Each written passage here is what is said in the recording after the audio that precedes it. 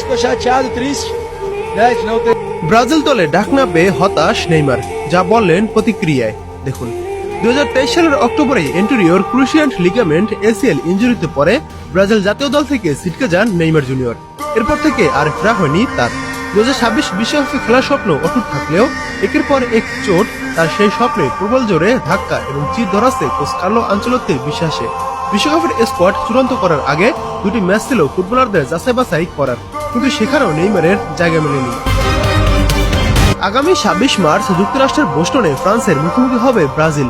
এর 5 দিন পর 31 মার্চ অরল্যান্ডোতে ক্রোয়েশিয়ার বিপক্ষে খেলবে আরেকটি প্রীতি ম্যাচ, যার জন্য গতকাল সোমবার রাতে 26 সদস্যের স্কোয়াড ঘোষণা করেছেন আনচেলত্তি। তার প্রাথমিক তালিকা থাকলেও চূড়ান্ত স্কোয়াডে নেই নেইমার। অথচ দল ঘোষণার দিনই তিনি শান্তশির হয়ে নিষ্প্রভ এক ম্যাচ খেলে হতাশ করে বলেন, জাতীয় দলের হয়ে বিশ্বকাপে তিনি যতই খেলতে চান না কেন, এটা তার উপর নির্ভর করে না। তবে বিশ্বকাপে খেলার স্বপ্ন অটুট জানিয়ে নেইমার বলেন, আমি আবার জাতীয় দলের হয়ে ফিরতে চাই ও বিশ্বকাপ খেলতে চাই, কিন্তু এটা তো আমার হাতে নেই।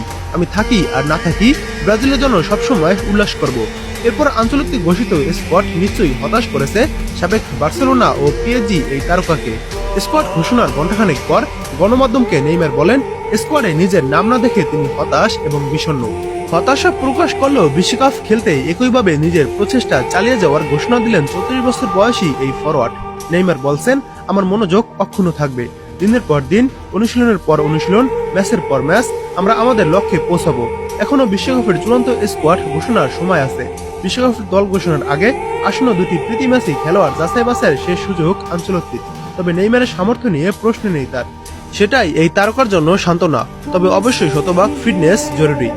নেইমারকে কেন আসন্ন দুটি প্রীতি ম্যাচের দলে রাখেননি সেই কারণ জানিয়ে আনচেলত্তি বলেছেন, নেইমার এখনো 100% ফিট নয়, সে কারণে তালিকায় নেই। সামর্থ্য শতভাগ দিতে পারছেন না। যদি শারীরিকভাবে সে শতভাগ ফিট থাকে তাহলে সে বিশ্বকাপে থাকবে। নেইমার বিশ্বকাপে খেলতে পারে, সেজন্য তার চেষ্টা ও খেলা চালিয়ে যেতে হবে। দেখাতে হবে নিজের গুণাবলী এবং শারীরিক অবস্থাও ঠিক রাখতে হবে।